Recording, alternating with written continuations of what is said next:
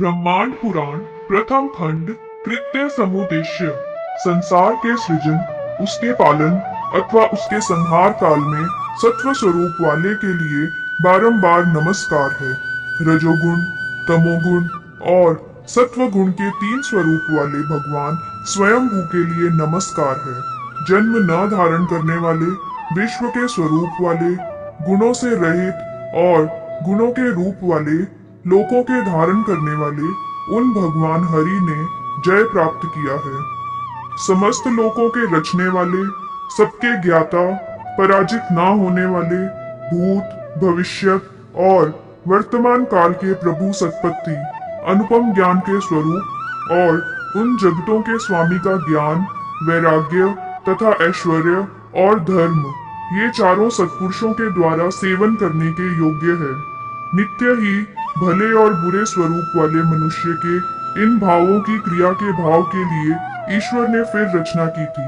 लोकों की रचना करने वाले और लोकों के तत्वों की ज्ञाता, योग के जानने वाले भगवान ने योग में समास्थित होकर समस्त स्थावर और जंगम जीवों की रचना की थी।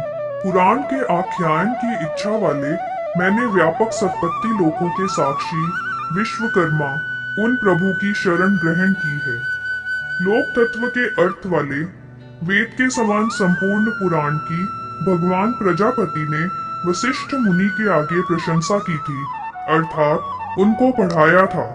भगवान वशिष्ठ ऋषि ने परम पुण्यमय अमृत के सदृश इस तत्व ज्ञान को शक्ति के पुत्र अपने पौत्र पराशर को पढ़ाना था। प्राचीन काल में भगवान पराशर ने इस परम दिव्य और वेद के ही सदृश पुराण को जातुकर्ण्य ऋषि को पढ़ाया था। विशेष ज्ञान रखने वाले जातुकर्ण्य ऋषि ने इसका ज्ञान प्राप्त करके इस सनातन पर ब्रह्मा को द्वैपायन के लिए प्रदान किया था।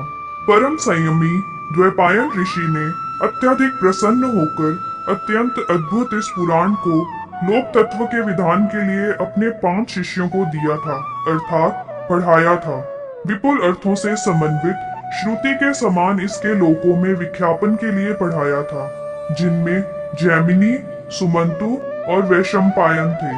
चौथे पैलव और 5वें लोमहर्षण थे। सूत परम विनम्र, धार्मिक और पवित्र थे, अतः उनको यह अद्भुत वृत्तांत वाला पुराण पढ़ाया था। परम विनयी लोमहर्षण मुनि ने इस परम श्रेष्ठ पुराण का अध्ययन करके जब समाप्त किया था, तो ऋषि आपने उनसे पूछा था, जो कि भली प्रकार से धर्म के समाचरण करने वाले और परम प्रज्ञावान थे। अनेक मुनियों के साथ संयुक्त होकर समस्त मुनियों को सिर झुकाकर प्रणाम किया था और परम भक्ति भाव से युक्त होकर प्रदक्षिणा की थी। संपूर्ण विद्या को प्राप्त करके ये परम संतुष्ट हुए और फिर वे कुरुक्षेत्र में पहुंच गए थे, जहां पर एक विशाल यज्ञ हो रहा था और पवित्र बहुत से यजमान तथा ऋषिगण विद्यमान थे। सब याज्ञिकों ने परम नम्रता से रोमहर्षण ऋषि से भेंट की थी।